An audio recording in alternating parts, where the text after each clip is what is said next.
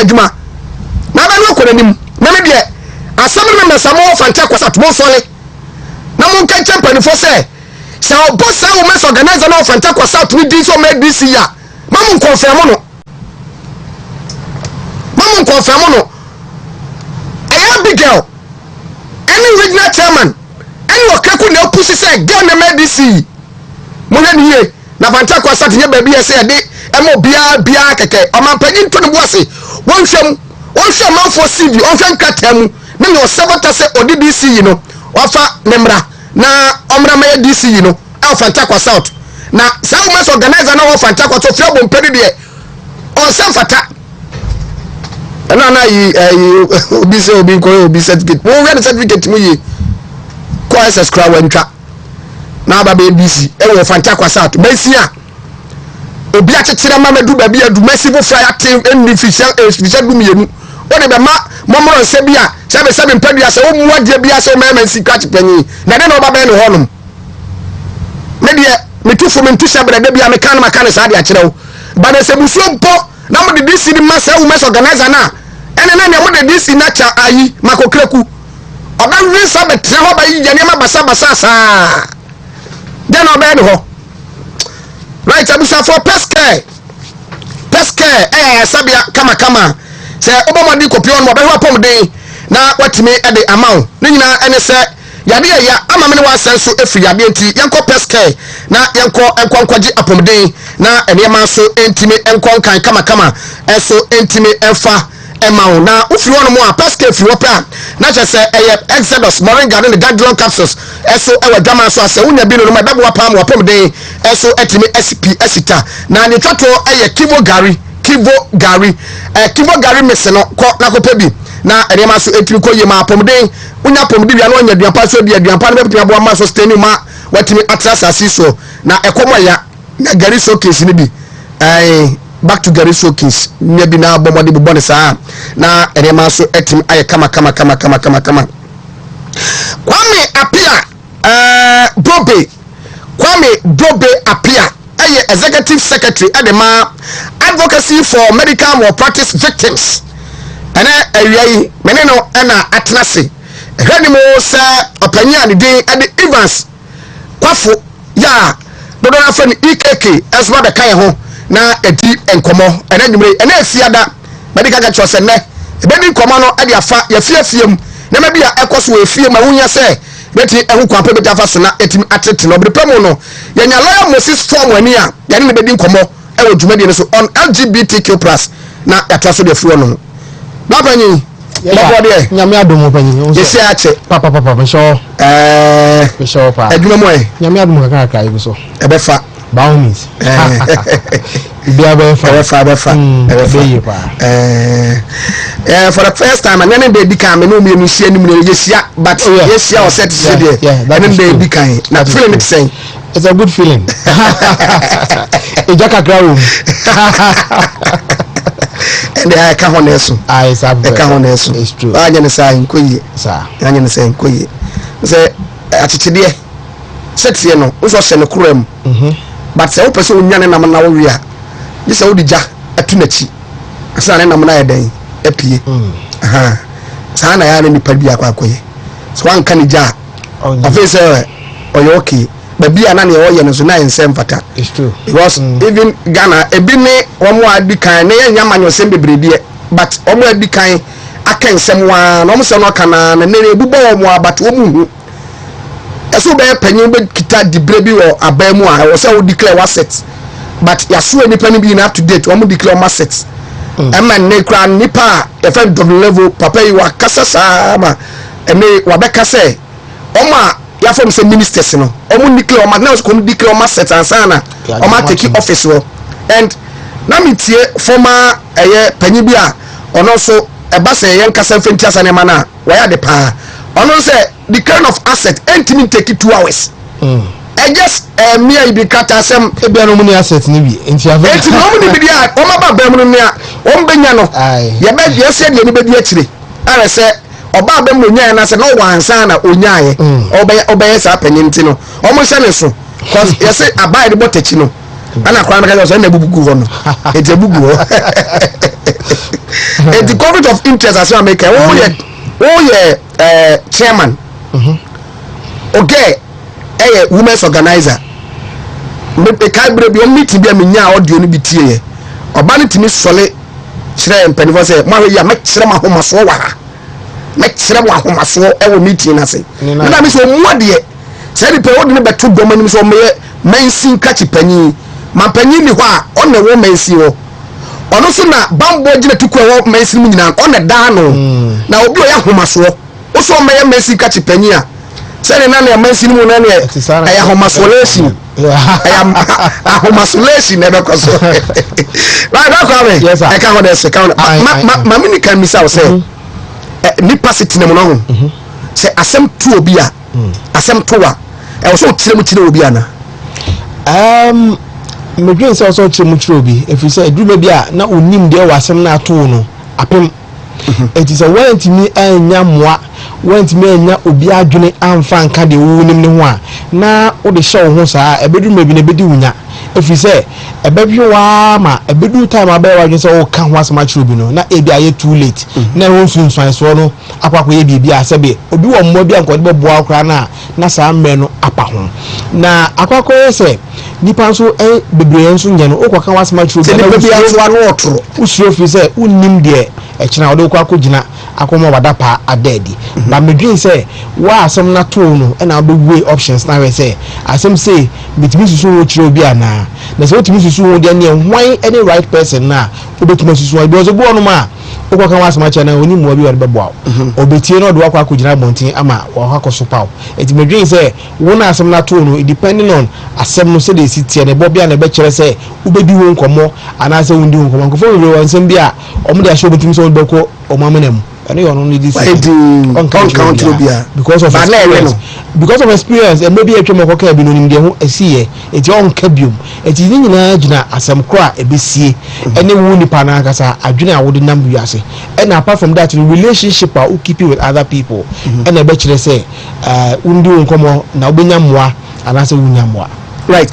wo apomdim wo ho 61 na sa advocacy e baye mo shanse mo bebo nipa breben ko bi nipa bebo makwa wo ye mu pa ebi mu kwa wu frasase so manya kamafobia anti advocacy started 2018 until then they na jumako bi ani ha eni oman mu a oyesa juma yeyi eti no 2018 na mefa say started say ye bossa da ruwe na ya hwekwan be fa so a nipa bebe mu ko hospital no omo benya atentene ne akoba say juma dia doctor for nurse for no mo ma yaresa no edie no etochima na kofa opra ana owuo e de be on madofo bi a ye betumi ayemmoa na yetu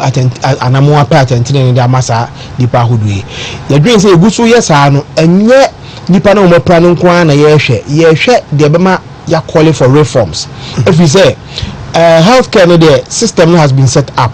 and one problems or systemic problems so systemic problems so ka ho na sebe nipa be ko pa ya omu enwi ayaresa ni wie peyo apart from nipa na omu ma ayaresa na nkasa mfum so omu beye no the system itself no our challenges and you know ye gusu this ankomo na ye kasa bebre say the quality of care na ye dey Ghanaian patients enye enso ani emanipa no edi dem na omu pra na omu hwere omu nkwa no na onu ma omu edasa adwumako na no enso esua be free e dey call for reforms ya dey we say anye ye nipa na pra ya we say anye nipa na wu ade na ebetima ye ne foforo ama ekira obi kwa yaresa bia onye hu emfanko because when you talk to a lot of people they will tell you say omumpo hospital kro enye say yare no besa no botoro osuso ba ko wu ho e dey trafi no wu kra nka because wo wakọ na wo de won kwa e kwa ko show bi nsa say o ma yaresa no sadi pa ko no enam adwuma bi a wan di ni ye ntino obebo akra ma sabe wawu ntem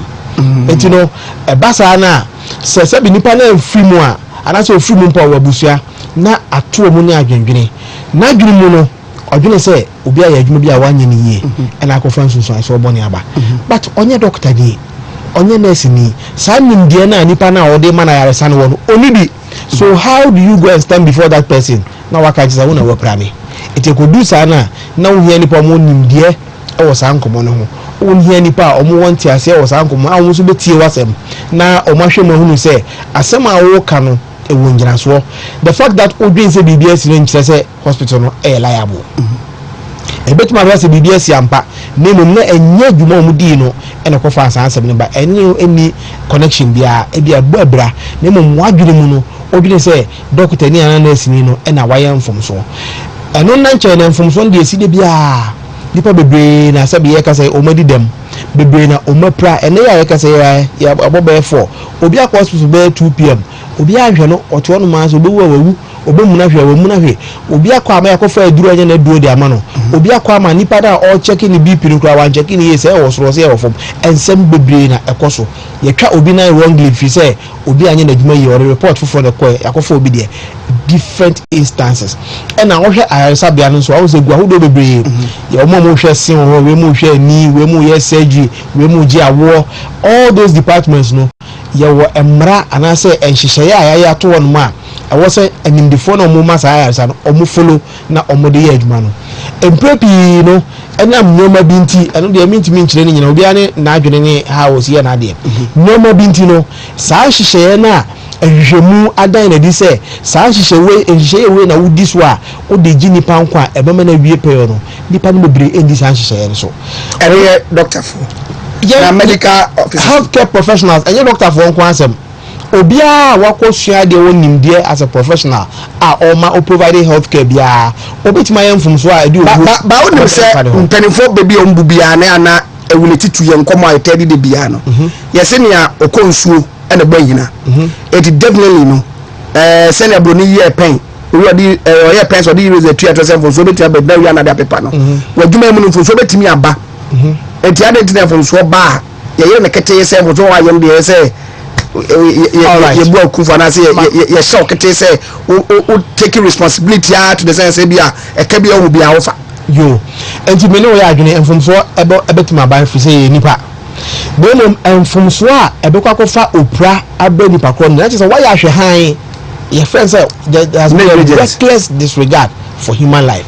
It is said your number be not say be nurse ba be open na pan na team I am by team but won't mean ko kasa why negligent because sa errors need to be see the one that won't use way ekofa owo ana opra ebe nipa kro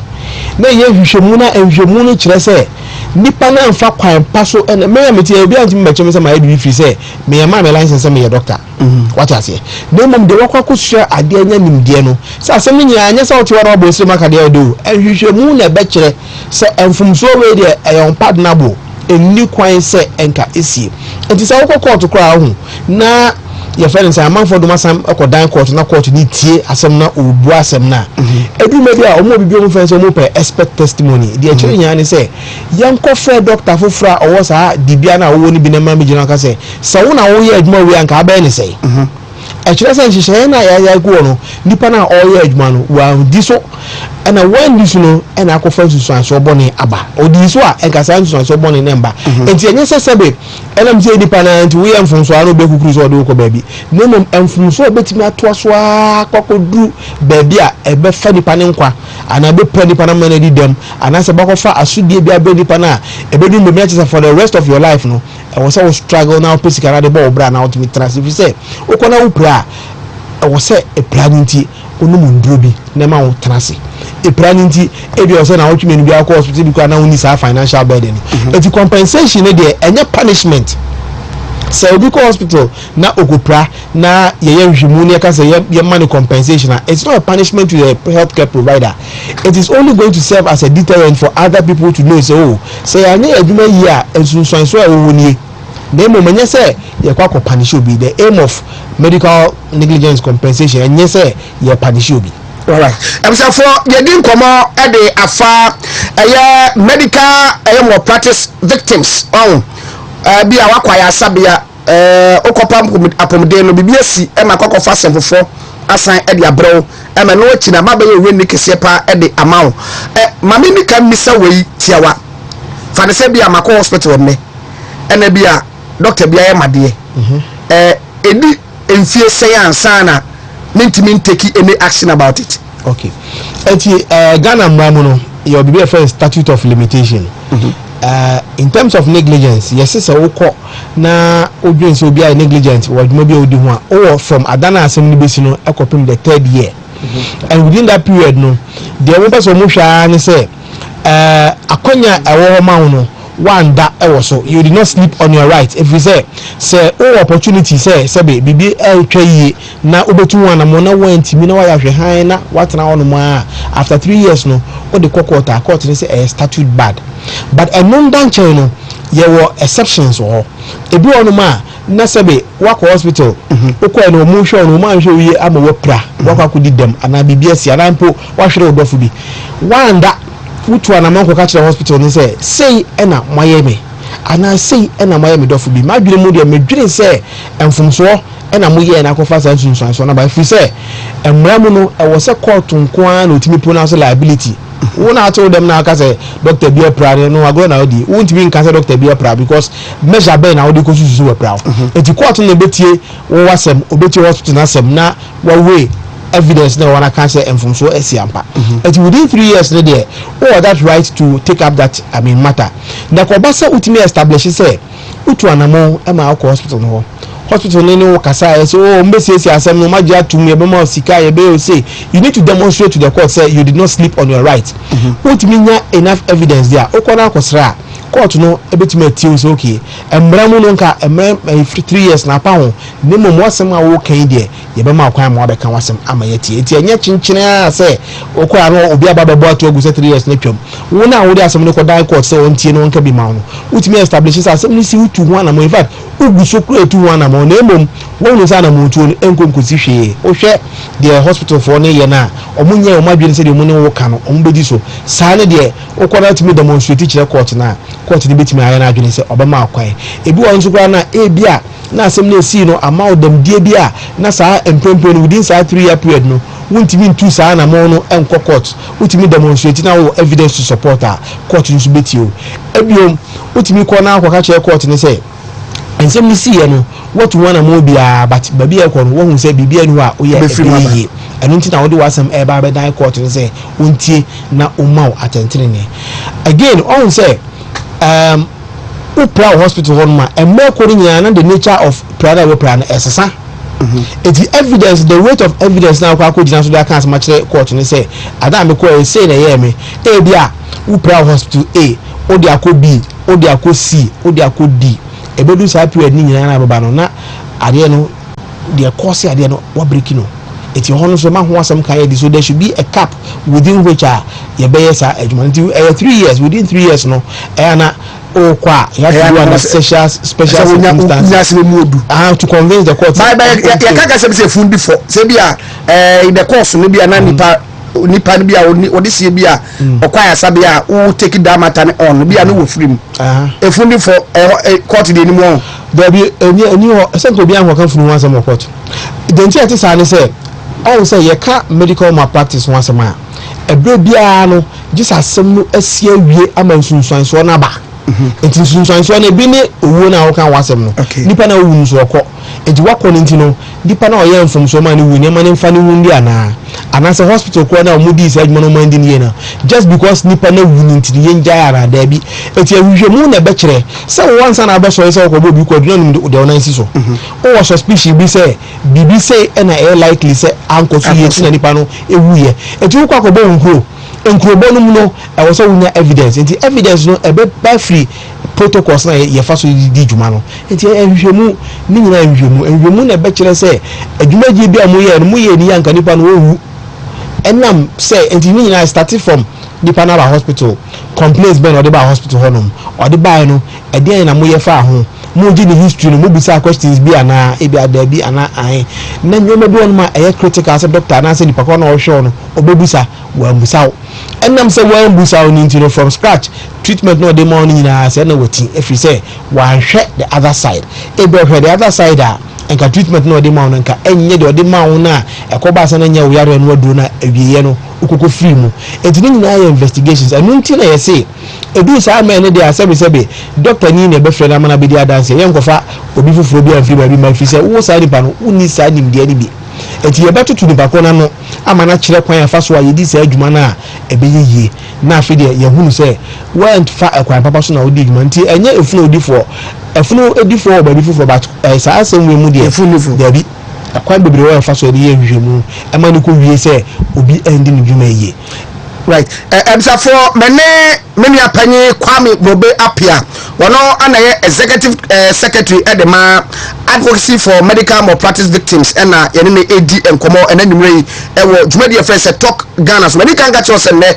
be ni say ya na yetime edi ahwe enema bia ekoso ewo ye fiafie mu ye fisem na yetime edi eho enkomo na ye chense ebia na wo ba bia wo bia wotie mi no opese wo de wo kosa eba me bisa panyi ma wa wetin dia fa Facebook on wo de fa Facebook on ma na makenkan e de amount wo de question na efa ana asem ya person bi se bia fa Facebook on na makenkan ma WONTUMI TV on Facebook WONTUMI TV on Facebook na so ko YouTube so te ja kosa no wo YouTube on mebisa na me de amount na nia mebisa me nia panyi na ya kanya se doctor ba kwa ya sabia ye wono stages obiane ne oya wode eboa ma apomde no eti ewie peyo nipa o check u BP anse na echo doctor wona bae no wate obepa no se u BP no wo high ana ebia e wo low but ebia na wo high e wo low ba o se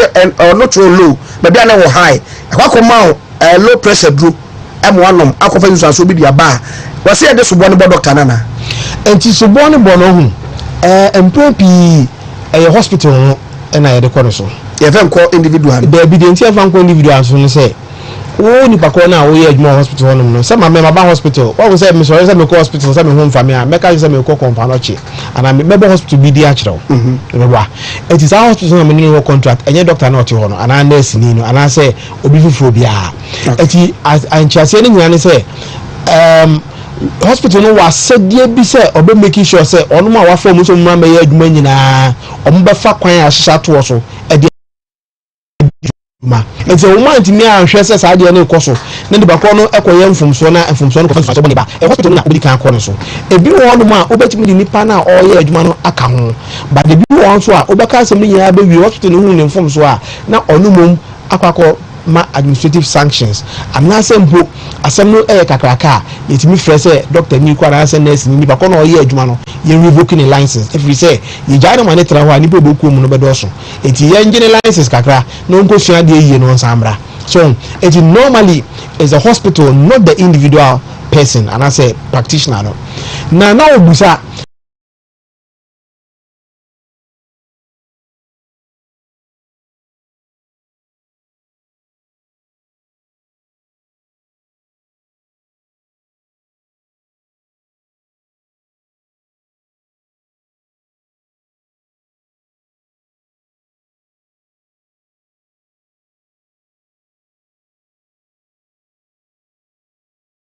now so be our hospital for that depending work kwan so obetime si nya obi kan ko no na circumstantial ahono se wanso mu anya hwe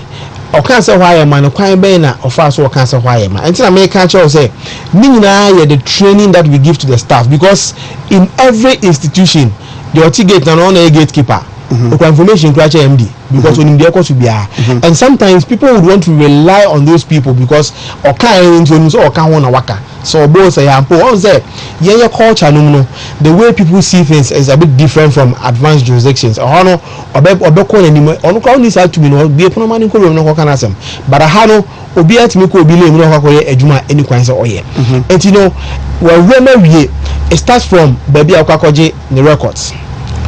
you know wetin my from so it will run through all the stages that you go because I also key in baby when key in here now my example about nipa or triage abia or check your vitals vitals on the bema doctor no ehunu so okay o buy stebia wo mu ni o temperature was so ebia o sugar levels ekosoro ana ekofom ana say o blood pressures e was so ana say e wo form so that o make determination bia na or your decision bia o be gina sa vitals so because o symptoms na o dey aba no na o the vitals so I record ana say yesusu wo no e dey aka ho so e dey bi nipa pressure no was so and here's the case nipa na or record the vitals na so or check vitals no bibi nti why from so enti doctor no so enti me anye wam high na ni no who say there this cannot be correct me tie the patient yi kan any vitals e dem anemia ebo ebra enti me nya penti ko na sa ko ye biom na sanfa ba na menhwe na or rely on the ye free charge or the abeno no or the dijuma ensunsuan so bone ba ebakwa ko bi awie no e be the same doctor na wo hwe patient was requested for certain laboratory investigations still based on initial information na ukra no just to confirm diagnosis na oye no. So the whole thing interlinked chain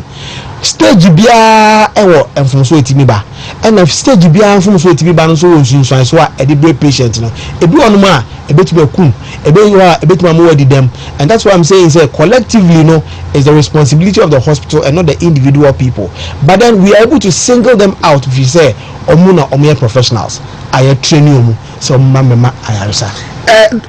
professionals say come say won wa ko school akodi on tete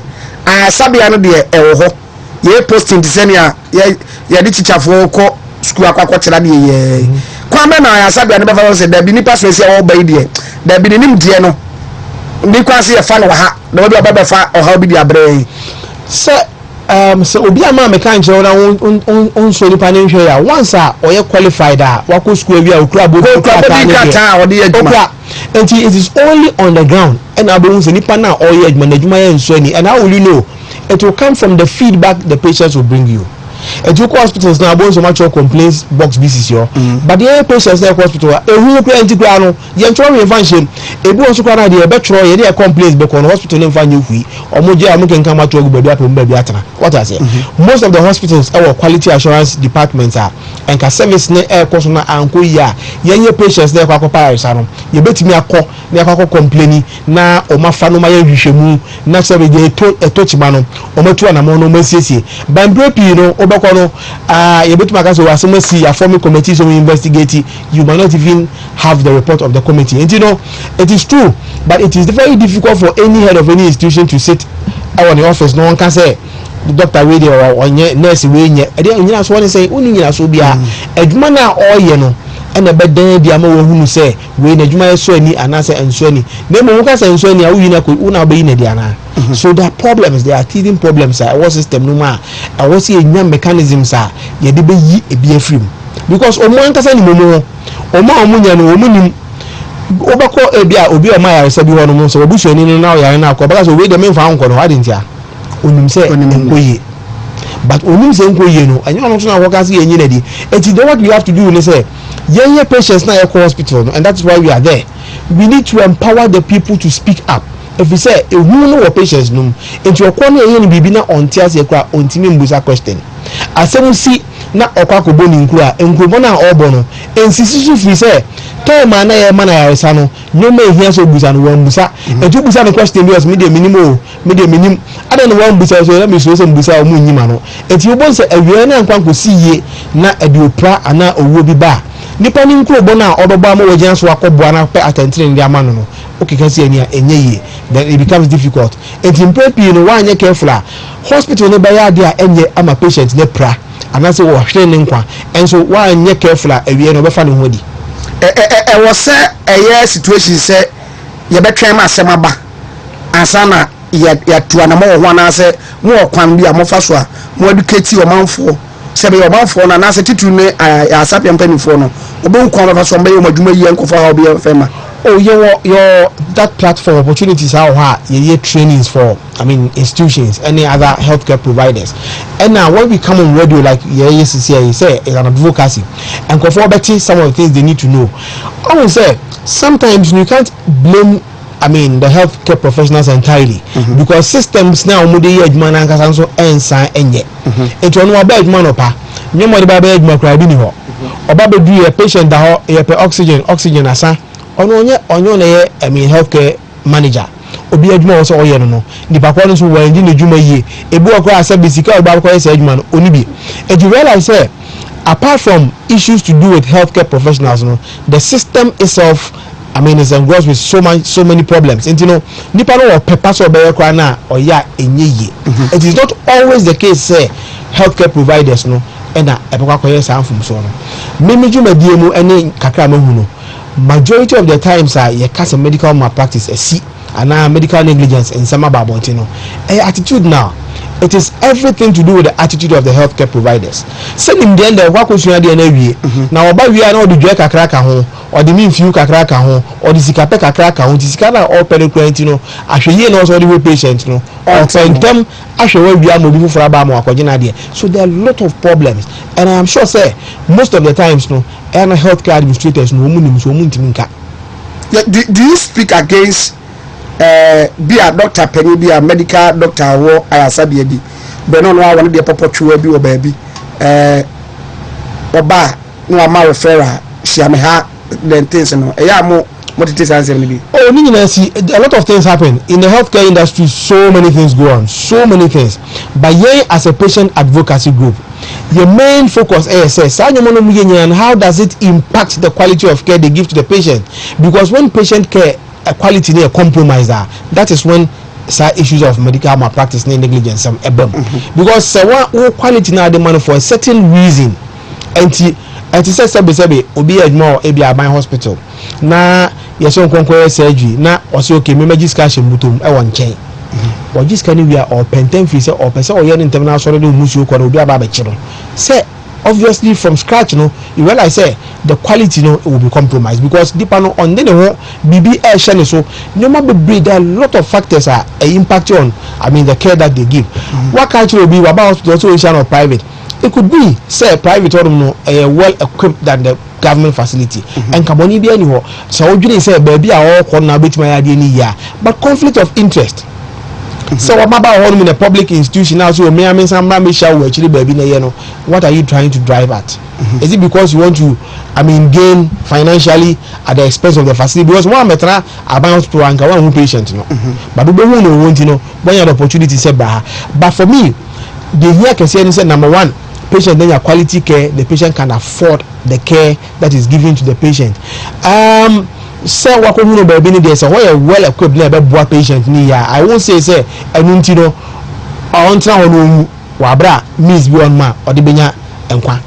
elsewhere but when me and share now compromise the quality of care, especially when you are forcing the patient to come to a private facility where you are going to charge exorbitant fees. Now patient ninti want me and you also man if he say say about private hospital there's a problem. Because a uja patient money and a patient like get it serious because of the fact that person will call private facility be own member, then you have questions to answer. But the patient in Ankasa agree, so some of them even ask. Some of the patients will even ask the doctor, now money private facility be made them pay me comfort, me pay a place that is more confidential. That is at the behest of the patient because I know some BBC are responsible. Once your license BB or baby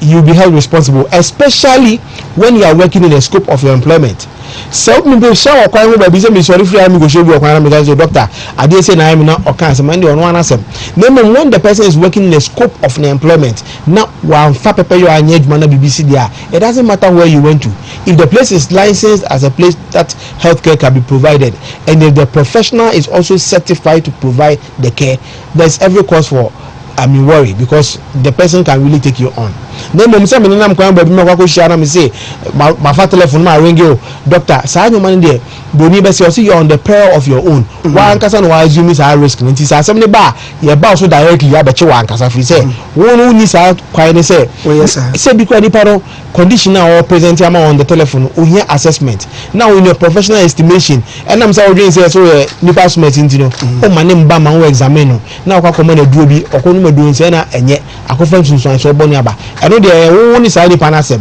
na mom say me ba hospital mu kwa de many hospital no enkomo for WONTUMI 101.3 ready na fe WONTUMI TV Jumadian talk Ghana Gasto mixture draw one so Gasto mixture no draw say we fo ya osa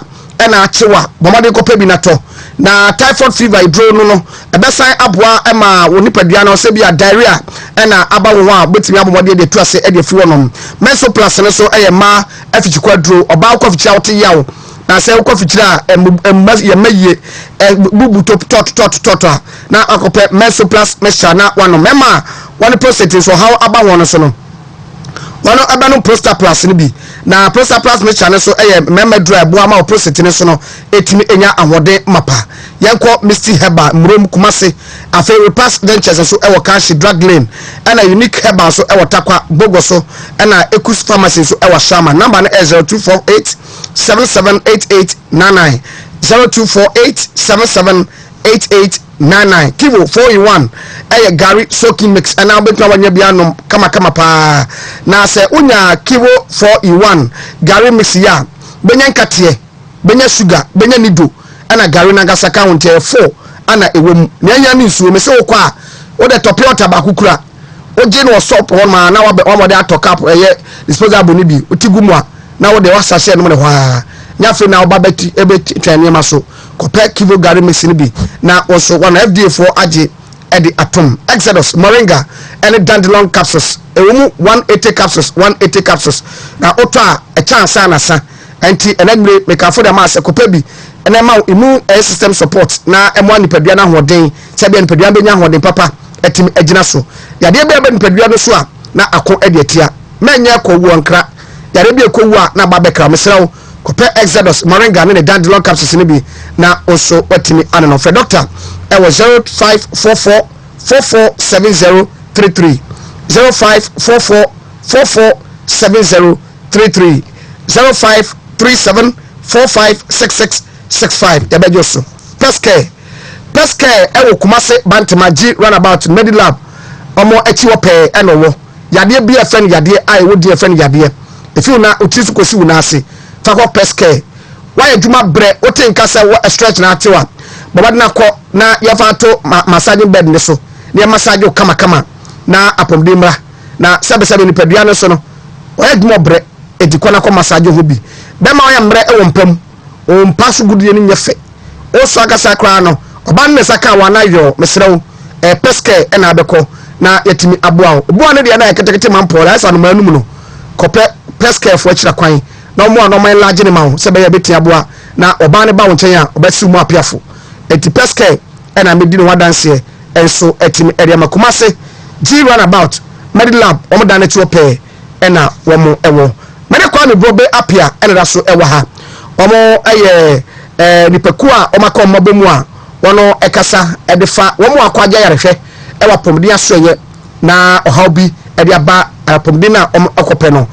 advocacy for medical malpractice eno na womo executive secretary ede ma sa ekuo no wono na mene no edin komo ene enumere ewo dwumadi no eso edin komo bebre ede fa apomde no nyama ekoso a enkoyie dakwa mamisa ose modwumadi mu be 8 beba say 7 years ni mo share modwumadi ase si 2018 ena mo share se obi aba mama boa ne pen na nipa no baaye no panati na ya na omo twa no kosisen regi ni sana say ebia ne ne edeba. All right, enti emwa de nipa bebre na ya boa mu on say normally say nipa ne ba no bebo nkuru kire ya yeti asem ni nyina wie ena nye nipa ba ko adwuma wona ase law firm na ye lawyer for ye doctor for ye nipa bebre fi say on say nimbie no gu ahodo enti obia de na dwene ba but say enam say ye ko part entry de on say den a lawyer for ebewum enti no ensem ni ma eba me say no a se nipa no eba na mo na trust din komo na mutie na se ni wi a mo na mo pe lawyer mana na so no na ko pe lawyer de bi say ye de wo ba adwuma ko no ma che say ope obi e de na sema kwa dan no and that come with cost no yenji sika omho yenji obi asika gata sem kwa ntare obi ani ho aba ye ho no ma ya gin sika. And you know the most important thing is I want yam power because ho no so mo to no bi aba pen e to be to sika ya mo nyako pe sika ma no sao ai sentire why the tiamuka oh there are ways of finding it za yeah there are ways of finding it ba ye ko type ye ko ese ni na why say UKK foundation on pa Monday for assembly so bi to sika we say aba go for ya all the ones ever go here him you know about see any command Monday for assembly so bi to sika ni pani ba ni dia so dia se o ha mo wo mu no de beba say wako hospital okwa you know okwa so okwa Paris I say hwemu no bibi atochima and pray you know it is only what you feel the echo potting who said I knew Adama Asama Ecoso. A dear, just a coach, a coin. If you want some now, on the face of it, you would know, say, I dare say, and I am. No more be brain, a D Adania and Comodia Yebi. A do a na hospital na kwa patient ni bi na o man je to media and free patient we friend say informed consent wa ma ho kwai say enye eno kwa ya asem mu a ebi wonu ma patient no e man ma ho kwai say onu so wo kwai say ade a wode ye no otimi ka bi e friend say patient autonomy e bi ana okwai no onu ma yaresa no omu yesisi fom say masa ye de ma kwai de pese ya na ebe ye wo na ode ne pe akwakoye di bakoni bibi na ko fan so boni aba etie de adwuma ya ni say patient na wako hospital na adwene mu no odwene say bibi asi me kan say afi say bibi na wo say asi no it does not necessarily mean say nipa na yem from so ahwehwemu no na dey say asem ne baba abonten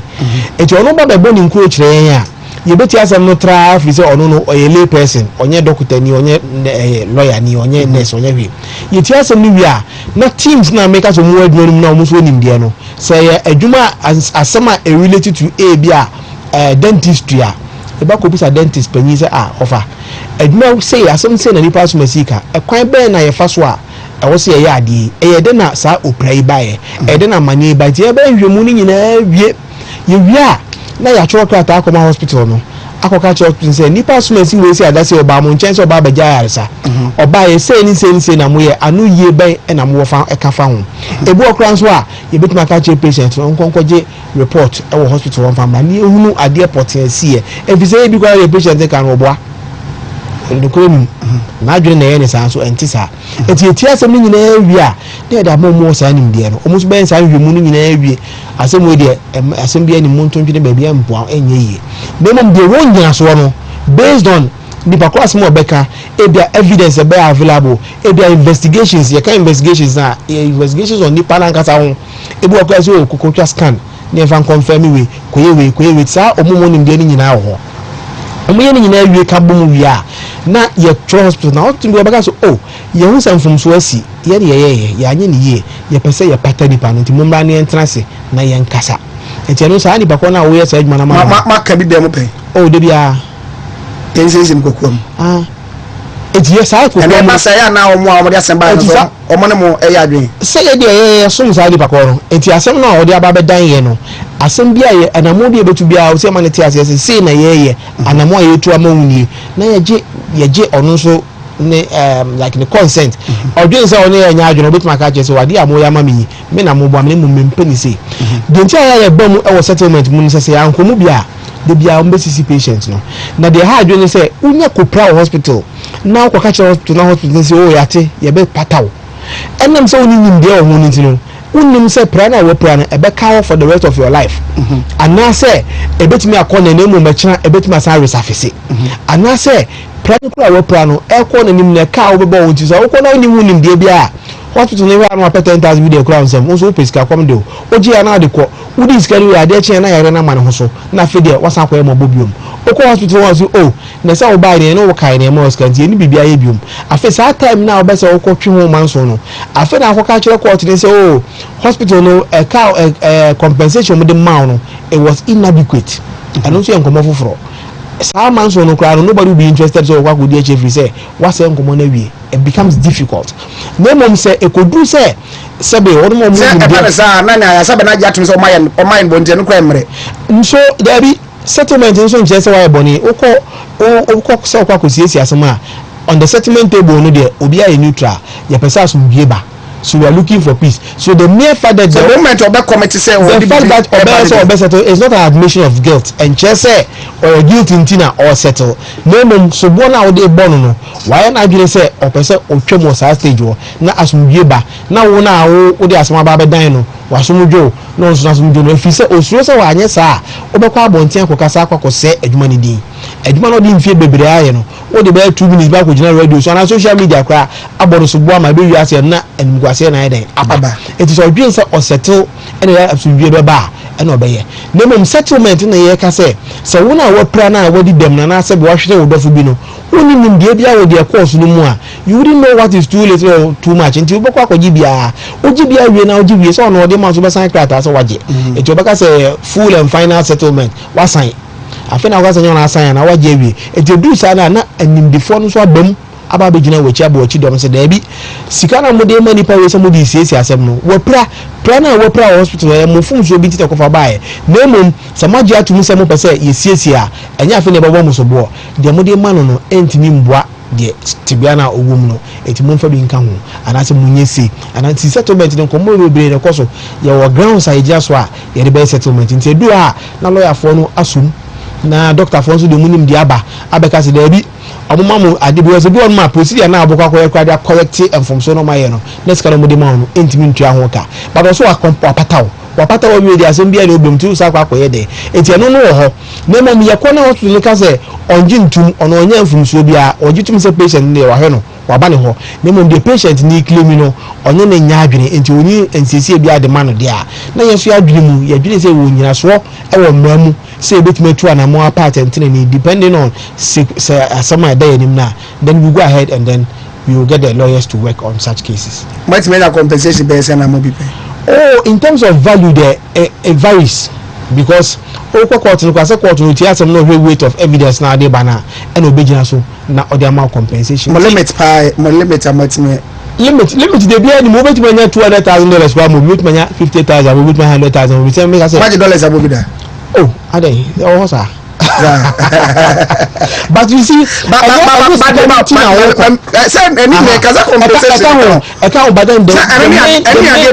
main objective is that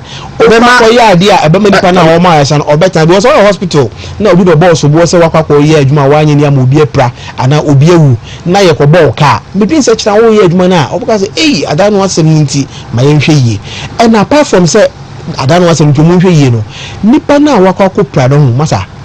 ohwe ebimu tebia omwom after mo kwa kopa na ka me be pa so dem dey pra na ko machi sei tebia omwom ene ensunsuanso a omu anya wa abro mo kopa so na oba ombo obo say wan so ni mu ankoko ampa bibia ma na wa baba ya de so amabusua no ebi kwa nsa ni bakon kwa na e bread winner wo fa na we nyina wo fa na ko pray etino offer me and that's will be a boom yeah depending on fani nyina because of obi carelessness nti offer nti me ambo no abeboye. Do you know the implication? It is a good sana. It is important that you really establish a good case and fight to ensure, say, even if they want to compensate, it is fair and adequate based on the merit of case. Now that when you know, it is a very court crowd. That's all the court now. Judge need to assembly in the area. Also to me, so you see the discretion. Say most of them pay 1 million, some of them 500,000. Or they say only in Yajuna, who bet my appeal. Now appeal for a drink. Say what's some now can waiter. They can vary it for you. Yeah, can't why be a mako ayasabia. Memang na title one. Na se be a doctor nino was some baby you can so also. Make me the ablamo. Some doctor no was so baby no and medical can be a chese be a person. So this is what happens. Say who can so baby because or examine. No, I was set or do the agreement. So I can say, the person you see or to a joke consent. Onto me, uncle so move a walk be aso. No, one so be also now. Onto me, head over. No, say baby or person unrelated to the complaints you went with. I know who say, hold the baby or beauty. Or tear motive me abe me change say doctor na kokobone nurse na kokobone so e bi kwa the pasema to anim or ye ne mabie ni kwa say contract na dwuma na oye no e ho na mpese e ti sa nyoma ni nyina no e ho no might not necessarily be medical negligence per se, but then we can work on administrative sanctions. The people, we can investigate it.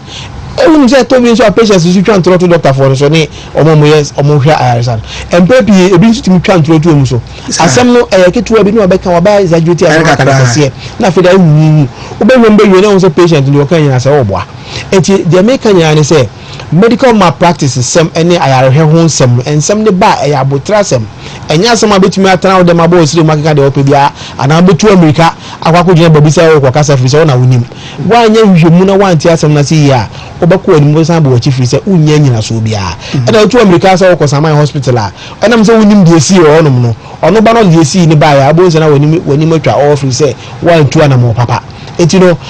so biko na wakwako obi akotachi ni indecently what I say or harassing her, there's a way to go about it. But as patient advocates, when such issues being you made this, and you money being by him, they buy him can say or more pra and now or much mother for them. But I'm sure say Sebibi Saba as a year customer patients, they sure say sign your money never compromise it and to say the woman example you a be any pana or share patients no they need you patient now and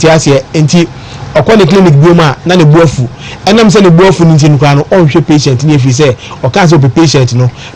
afi no enti bon se enam se sa asem na sin no ensunsun so na abeba no ebe akobie bone so a eden a medical negligence ebebam enti ye dey yen sha sa ansem ni bi but I think say it is something that happens at hospital whereby ebia dipa na o ma ya se ni jobi ho like you rightly said no or be touching it indecently dipa kon be reacting na abufu aba wasem show and an soro ko baby so dipa need to be report na investigating na yampa na evidence or there I'm sure say enam say e want the potential to compromise the quality of care na patient na kwa no it is something worth investigating.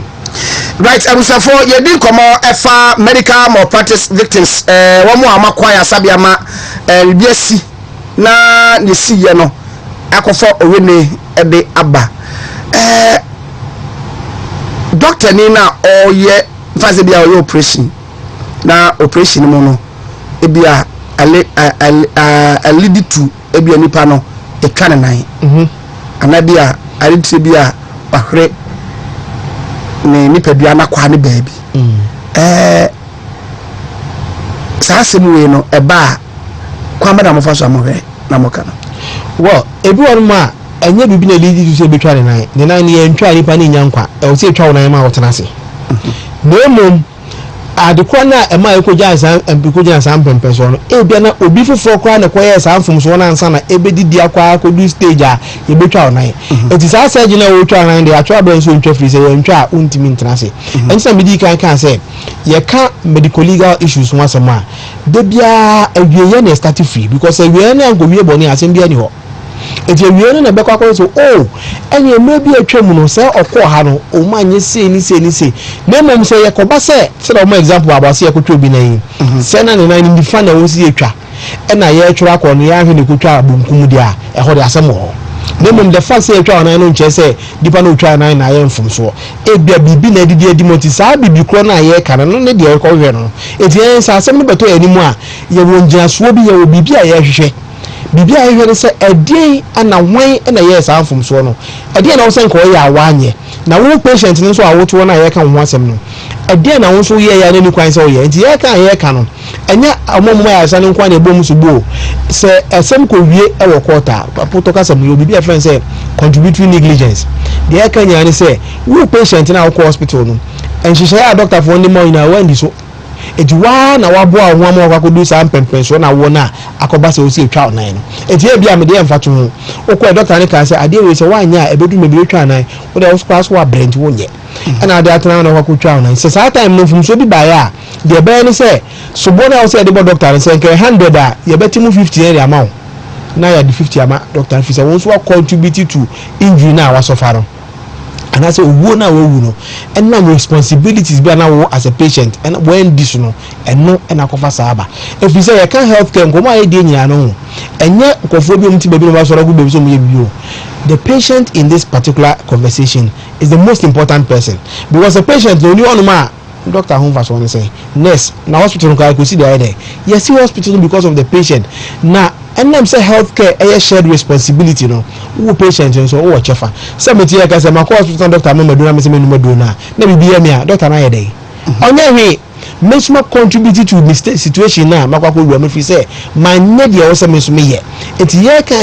kan no and patient so ya no mu kasa bebre na doctor ye say nurse ye say it's not always the case ye as patients e ko pa ya no ye so ye kan wo bi ye ko na responsibility so you see this one and this one you should expect nothing but no my can was doctor ni ananesi attitude obeda na di actual hospital hormone no na no so timi the problem ba na it be the problem bro na say maba me yare you say me tia me ya pa place am from no na ibeduye na nesi ni ti so na ma me betina ya oye ya ebetimi edo hawaba so medical can say normally be on one here administrative sanctions because say mama to person phone say na patient be da hono ma ensuo sini so ensuo na sa enam so person phone nti wan hunu ama fe dey atwen frama hunu say atwen frama onsunsun so bone e bia ye mamuja emoja na clotte doctor ni na say nurse ni na say ba ko no ho say adwuma no wanye ni ye oye so these are attitudinal things because hono onje ni pa ne so na mom bibi fofo bi a oye a no ntina twe na adwena free adwuma na oye ne so no akofo sunsun so bone aba tell within here na dey see na afan sunsun so bone amba the only best thing to do is to go and report that person to the authorities say patient and answer nipa way me buy some bajaya san say nyame anka sama 2 minutes say ni na oye and that's our administration akoka. Yes, that's why they are administrators, that's why they are medical superintendents, they are medical directors. There are a lot of ways to talk about it. Normally the first requirement in any medical legal matter is a manipakoni who say or buy do him say one born amane now kukuru preko ko jina court na friend jina court on ma or dan ye baba de name mum de beka nso me kura minimum we na minimum ka say na meye eno nso afira kofa nkomo foforo aba even though obetuma ato akoso akonya de ohwe no but also any more we born amane anti it's important say your call hospital na BBC a ye bema omo ma yaresa no omo mpanyifo aso ate say de asienie na say utimi escalate asem ko du ba bia ankoye adefoforo e de amum obetumi kura na nka wa obi aboa na wa tworo de asi because all the petition eko and now the report eko all the bb ko complaint bi ko somebody should be able to help you write it for purposes of evidence. If you say odi wa no ko kana asem ba nipa na aka asem jogu ade hye no ni ho o mpenso a obeka so wa nkasa ana wo kansa enye sa no tie no nemo mature dia make asa na mankasa be biom. So it's important that if only you can obetro na da koma hospital for no so hu say oba say oba be pa isa no ensunsun so boni a unya yeni ana odofu bi ade no beda hospital no omadwuma efo no anhwe ni yie ama wadwe mu de odwene se hwa o anhwe ni yie no na apunsa nipa no na fe dia open the opportunity for investigations to commence. Then na mo lenke mo komoya to hospital a obeko na obepra ana asem beto nko na mo nya ne seche we se omanfo na omo wo man mu no ye be che da che o matena se na yetimi am wo hu sakukuduro mu no okọ hospital na nya wo oyare na okọ no se ye tro okọ ba chas na de koma doctor na ma doctor na hu se we ne ha me na ono so hu ha obesi ahwe enti ya na me kan say on say o hwe Ghana ha hu ye wo patient charter e wo patient charter no Ghana Health Service worker to me the babontin de kan nyina ni say e kire ye patients no your rights and responsibilities. One of the responsibilities of the patient is obe making full disclosure. All them say patients ni be on the hospital or so we dem can check doctor no. Me dey say doctor na hu. Onye say o try no magic. Onye say o try my doctor no they don't even want to make that disclosure. And you be the question on fa anu ye papa emfa mawo. O kan sem no or the BAC. Doctor no we nya sem ni nyina wie a monitor fa. Diagnosis now all ye wie payo. And you know one I can say and yes okay but the responsibility is on the patient to ensure say oko hospital na you do history you busa questions make a full disclosure doctor no or you aduma under oath and information na dem no or you duty bound to keep it as confidential as possible obi mfa nkonko ye hwe ebem the example nipa bi aba ansa na doctor be request for certain laboratory investigations no nipa nim say bia or like HIV positive or say on their main candidate to doctor no e bin so awokan ya enka e be narrow down doctor no diagnosis now all na more focus on certain areas obetimi dey di mo awiye bi a ba do so ba be wu afi na obeka me the example say bi a na hospital no so adwena ma so ama o ma ahwe enti o mo so ntimi ahwe ankori no enam say one can dey o kind na dey adwuma so it's important say woni pa na akwa isa no also kwa obe make full disclosure. In fact a responsibility as a patient to tell the doctor exactly what is happening to you but you know ye kwa yenka and I'm so one can in another old days only Muntino, or now Becano, and Quasim be bar. One from out and Cofona, Quam of us or me free, she say, why near the also so here. Obanyum, in Sabosuman Kunoba, and Yama, Bako, nurses for our checking and say, the time was soon. I was second this time. I can't now tree, and I was so blabeda ho. Na yen hwew ana yen to waduro na wo na ya to na dura na wanwa na ekwe no ko finance na ya yakura na obeti asi hospital na means you say pregnancy ade a etimi sisa time bia even a wona mukra no ya start say labor na wonu say mutimi start na waka cho say baby edu say edu ko theater because labor in progress labor in progress a on train ma wu. And normally they would want to save the mother because the mother need to say about for the mom the mother need acquiring in a way so more Lucy baby and you know they do a lot of evaluations depending on the situation at hand. I mean tina say protocol nature say me in fact nipa na ba every person or vaginal delivery but midway what we say also far you the doctor there or the midwife should be able to evaluate on timely basis to know say challenge you are here there I will say to America because a lot of things can happen. Even though I agree with you, say answer a patient, but you can scan not catch them say but in medical practice things can change in seconds. And so when they change, you also change your tactics and your strategy, and then you go in. However, now tactics no change, not tactics in the assembly, but then you change tactics. Changing the tactics, and maybe I should be here. The be changing now because in itself does not guarantee the quality. Because many example, South patient now can ask them right from day one. Or catch your doctor and say, the doctor made them will be a cesarean session. How different is it from? And let say, how different is that cesarean session from the other cesarean session which is done midway through a difficult labor? It's the same procedure of conducting CS. It's the CS catch you say trahanum to this extent. Trahase, Jahasia, it is applicable everywhere. You cannot come and give any excuse to say, no, my many won't CS and I'm saying a mistake. You can't have that excuse. And that is why I said in my presentation, say, in everything you do, there are protocols. It's not about studio how many say. Means I produce our own keke. There are protocols. Protocol means somebody has to usher you in. And it's the same for everybody that will come into your studio. So you cannot say, me ba hand me reality me fa kwa use the bank and me ba obi for ba pa nko fa. Studio no ba no ya kwa ba ko pele fa so. No, me person me woman ni for the message ni ba no bia obey convince wo somebody can say you know say tax for one say ebia a change name change it doctor na say midwife no fat taxes for no fa yakula no na say taxes na ba midwife na dim so on change no say o change na say bia BBC bia na ba tankwa bia na nyana na akura no kra free ma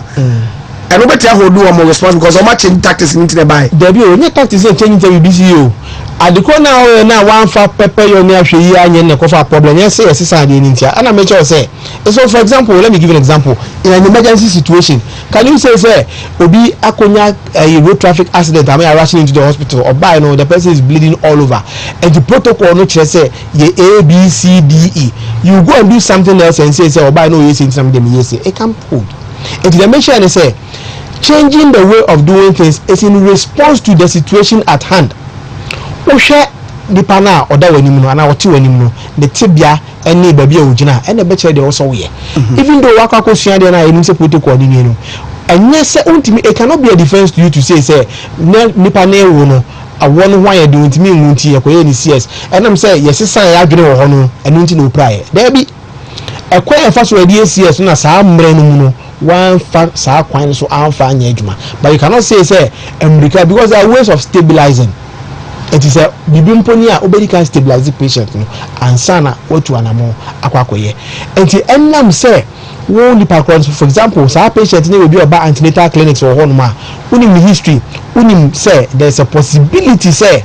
on the day of kwakwo no say anyway baba it is our time no what prepare patient na join say madam we dey nim say ba beda wo na mom ye hwe history a enam say ni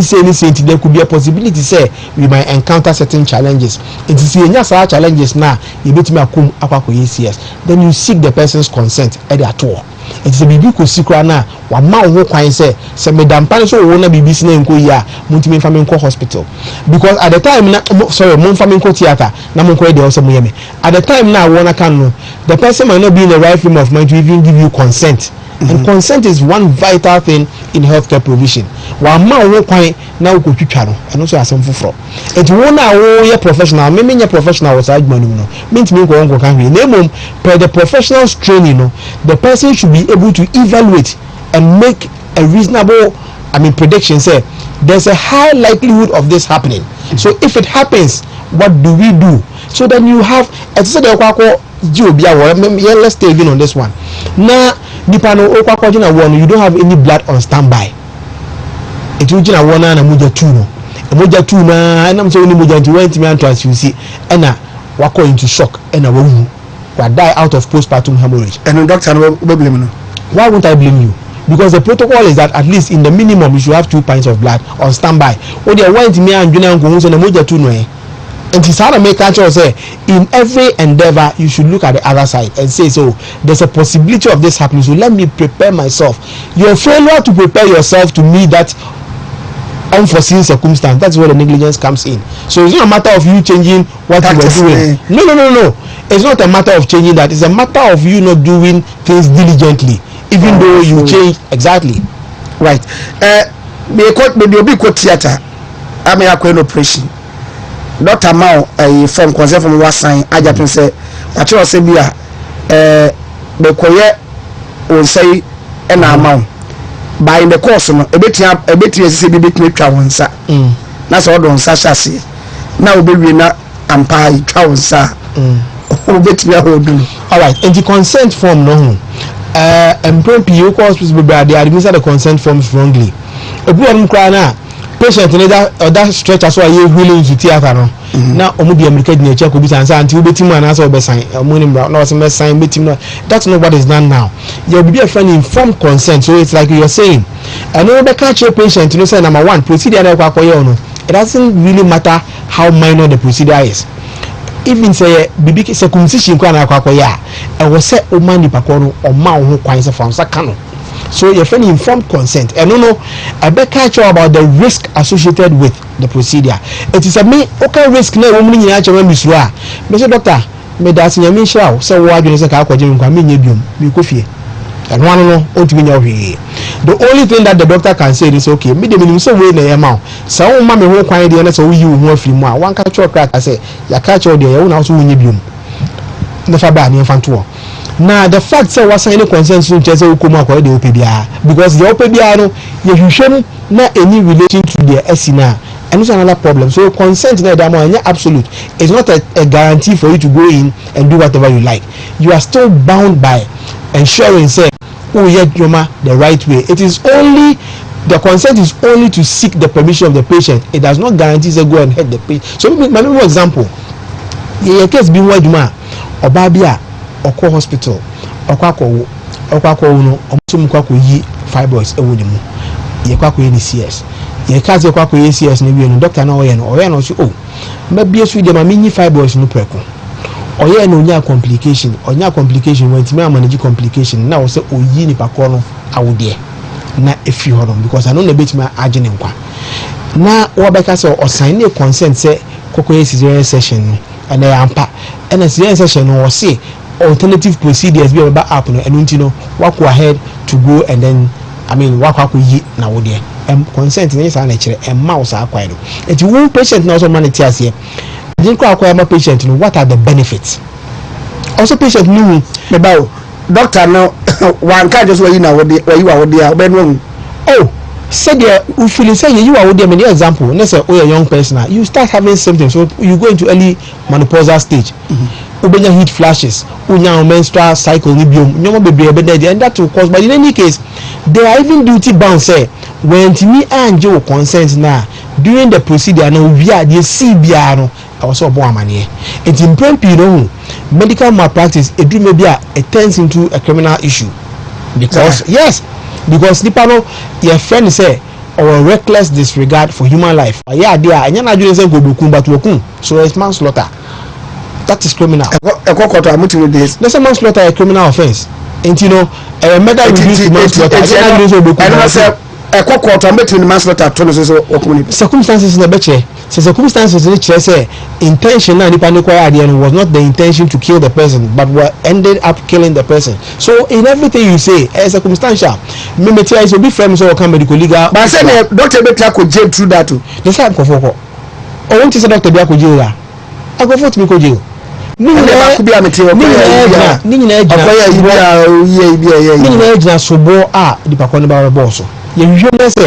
transcends the arena of medical legal. Now according to criminal law, they can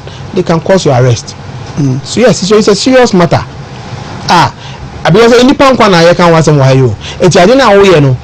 One share who said the pan bet me and I did yen bia. And you want to say kukuno, but we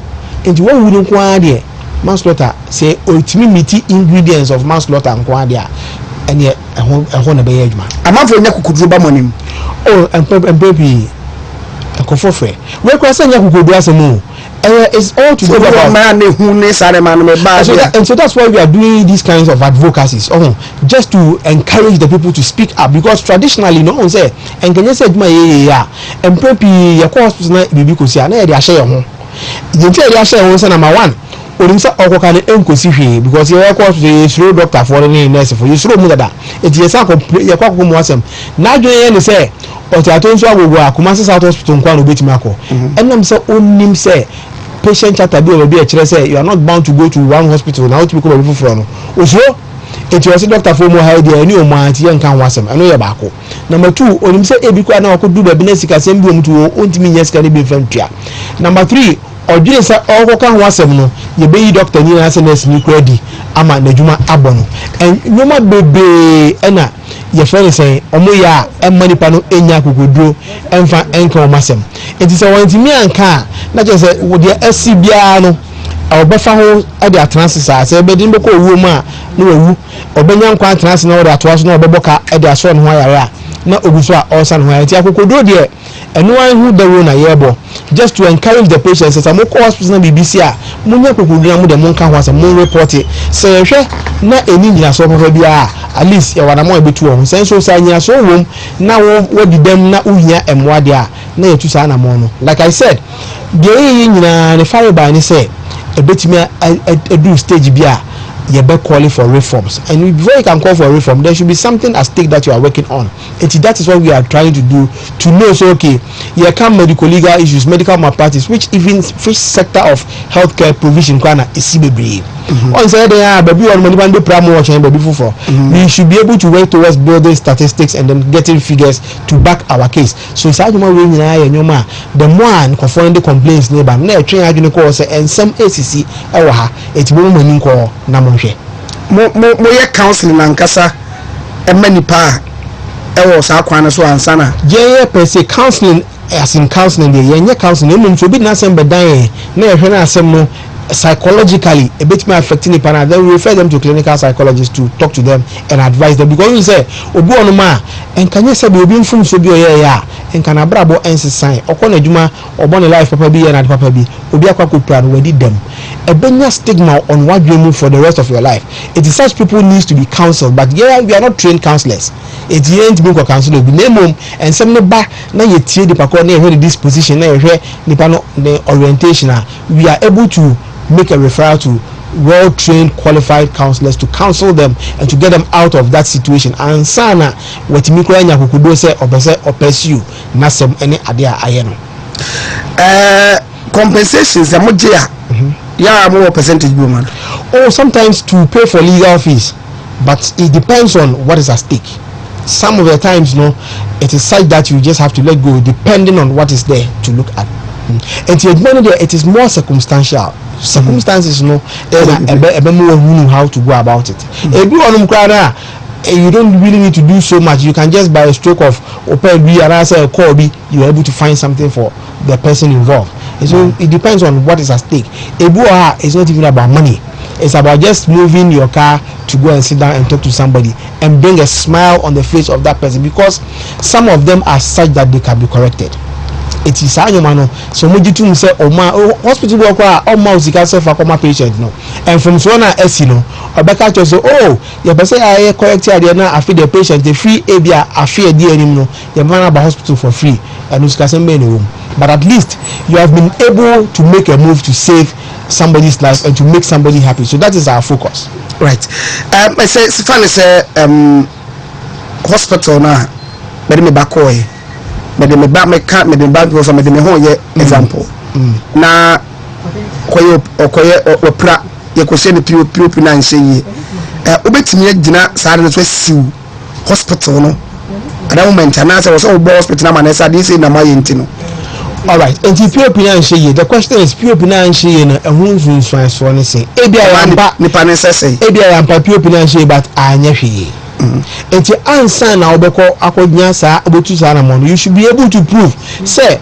nensana I was so be kan yi hospital na sitre sa dey say na my meeting me do family kwan say yana o no necessarily say dey family kwan so but obama na tia say obae na waye bibia akofa opra bro onu ankasa bebu sa say dey na see because if one crap anyi na akoka say macho nyo no hwe wo doctor for the show nurse be the show the midwife be attending to you the med soup will not even be there. So he or she wouldn't know what has happened. It is a okona okobona mania no so afa ne mpanyifo odwin so metima hwe asem na wo kanum ne mo no kura ewom na ni bakọ na ohwe wo no so afre na ba, and most importantly to review the medical records. It is called records dum na ye records na church ogu na de ene wo so wo kanu enye wo nyo a ese wo mu a omo abetima make determination so ante asma wo kan yakwa ko me hwe mu bibia sense wo boa enye no kre ana say ye hwe mu no asem sa esi.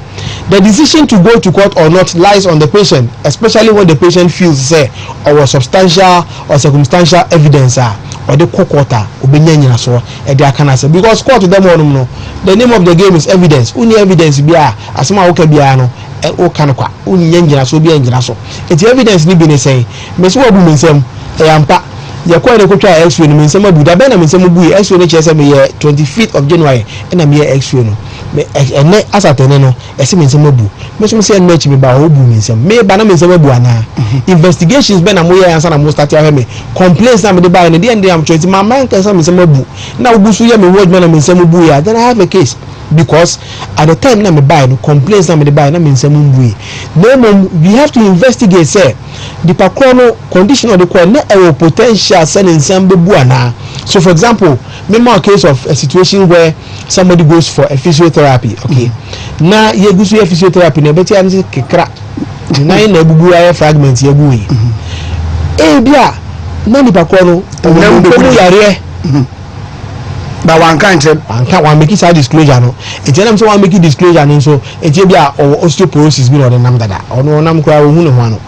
and am say wan kan so na aye macho ma aye physio so mo na kra na abu no what you say. So then we have to ask the question, says how physiotherapy na oye no does it have that potential say bebu na mana? Yes and no. Say e wode a and e bia nipa ko na oye no ho adwuma no or apply excessive force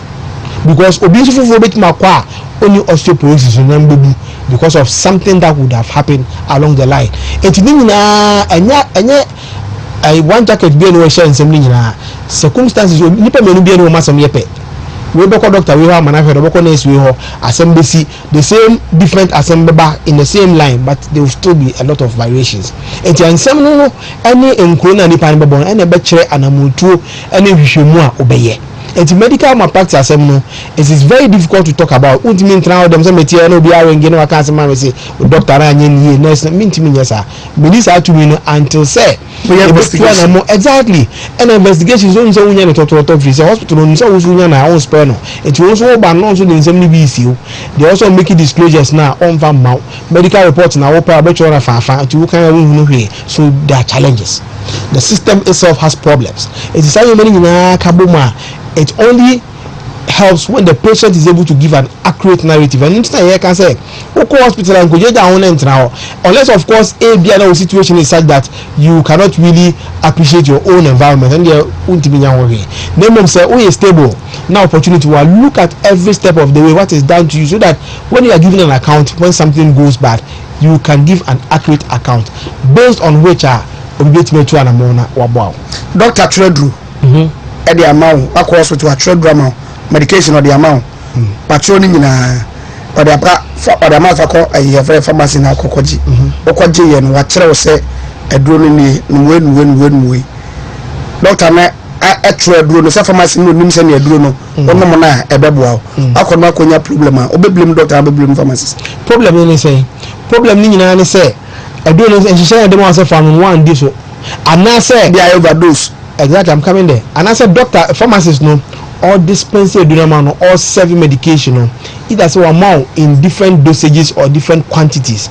It's a quantity, no, I think I will for 7 days, and I'm so kind 20 days amount. You go so I won't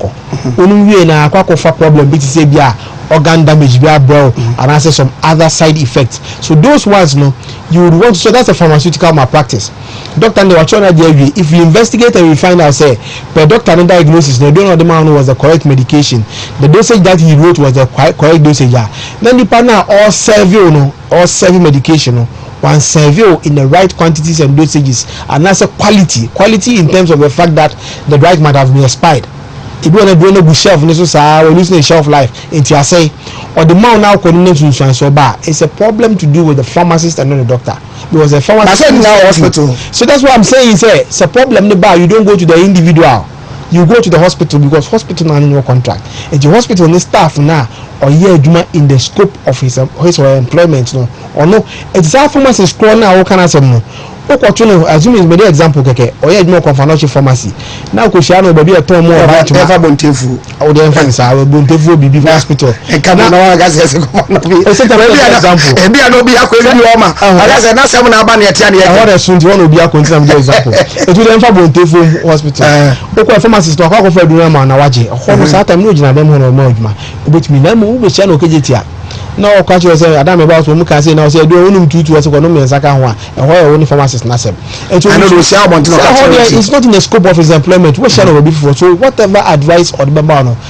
or here on the pair of his own on one our assuming is responsible. Exactly. I don't say make catch us oh be a question say pharmacist na come or do na maduna bro so I don't know pharmacist I'm saying pharmacist in yasem only hospital na wasem because ono na oba na we say pa isa if it say no buy no ko tua ko you can say hospital one pharmacist. So that's where the contract is formed. The contract is formed when I voluntarily come to your hospital say me baba pa isa also be o pro de agye me say obama isa tie me no adwena baba e baako me pa isa also obama isa ya adwene aye baako eti aye baako no de sa contract nya form wo ha eti se bibi to chima wo na me sa ba office wo na me be card wo eti pharmacist no de o mo do anti your medical malpractice you mo hu do bebe your nursing malpractice or your pharmaceutical malpractice or your midwife malpractice you obi are ne dey fi say obi adwuma ye bia wo ye bia na ho hihye dance. You can't expect say midwife no protocols or the adwuma sa na nurse you see entisa it nurse no was standard by which he or she is measured the same way and a midwife no also was standard by they measure. It is our standard no of form free one na ekofa obetimi afom every ho na mom enkofa opra bi am patient the whole thing can hear. You can clearly see say nipa a mistake e hono na ya no say nyame nkwa nka mi hu te wo nyam nyame nkwa nka mi pra engo di me dem o ye mfom so na ampa na mom mfom so no akofa you or she might not even see you to correct it, but then it can't really bring you any adverse effects, especially where you can be injured. You obi threatening obi a obi threatening obi we can medical police me actual say no also what threatening or in a way of what so for example there are situations where patients go to the hospital and they also threaten the hospital staff ebu also be buomu ebi so buomu ampa enti hono de enti say the obi a share okwan na what a crime is a crime obetu me hwe no nyame nkwa anka what I say and can be be say oh so threat one day a crime but where negligence a thought enti ni nyina akombremu a obi adanso say obi threaten we say why you be na so call report to police station say we are threatening me no that's criminal by medical negligence and medical malpractice a thought and the thought na dey you fan go police station e ho aka dey no make say e ba mo ho oh say Akyemkwaa kalbi say si na medical can say and mo try mani si ansa no necessarily so say bibi sa ba say enka say esia we need to investigate it and then refer to the appropriate authority. Honor your administrative sanction. The management of the hospital can decide on what punishment to give the person, especially if the first time or yes, if the patient didn't complain about no. Patient A say nurse we don't see. Patient B say nurse we don't see. Patient C can the same thing. Then it becomes repetitive. You both say nipa where there's a problem. All them say healthcare providers no be any fit to practice. Omunam no mo troubles na nam obi ku depression or diabetes memo oh no they have problems, they have mental issues, they are human beings also. Now yes, but the point is why na checking why who is able to determine who is not fit to practice and you are called to now ya dey here ka show mu some nipa na oti ye tine no e bi ko no service but who is checking who? So we are always advocating said there should be a way make there I've made a case that enka omobetimi a every year say the renew license they renew margin yanko psychiatric assessment yes important because if over the period no the partner is stressed out or peculiar problems and they know no man can say him so mama we dey obey money bia no why say why di assemblation so sani pa no masa ogen so obey no patient midwife bi nya no edu ni monopause ya man free on call not necessarily so but there are measures to put in place but say o kasa obi obaye there's many evidence supporting sa no mo I only be say fear that many evidence only obi a menopause man kasa open kasa rada that's what I will say open kasa rada nje menopause man kasa but what I'm saying is in every stage of life there are remedial measures you can put in place. It is only because the healthcare managers have not averted their minds to such situations. And it's a idea and Akyemkwaa tester you realize say they unfairly test they would be declared unfit to practice. But in Ghana nobody checks anybody and you know or nobody na mwana the pension time so on so ko be do no kuni pa bed or so ko nfie obi ani obi ahwe but about time you go so aye ka say o ma say no it's about time aye hwe say e di ntina omu yesa is there a problem? What are their own challenges? Obu okredman onye happy in the job so onye bibia so na obeye obu onuma okorwa mu ye na ohwe no wan enti why depressed enti saa nipa no ye dey Akyemkwaa show mu nsa no that caution that they need in taking care of it's not there because on or the problems and now so it's a whole complicated institution I want you careful because I keep saying say mechanic no kwa boat and not for juma when to me know where to lose or tighter ubet me akwa correct no but nipa nkwane there in a split second obeko onye wuye so a eno anu no untime nya no hibu mu fa ne mbank mu so that is what happens. Right. Fine ye pon na ye sensitive pa ye wie na ye jakwa moako obi pemachira kwan obe no hom enti across the country so I'm say nipa oba bia no ye adwuma ko ba bia because people can get ill. Headquarters way your Kumasi main office will Kumasi but your branch offices in other regions any representatives for other regions so you bet me my numbers are obi problem no friend you bet me I refer to the people in the other regions to take up and work on. And the MTN number is 055 255 7665. Tobwasi 7665. If I try. Tobwasi in one number 055 255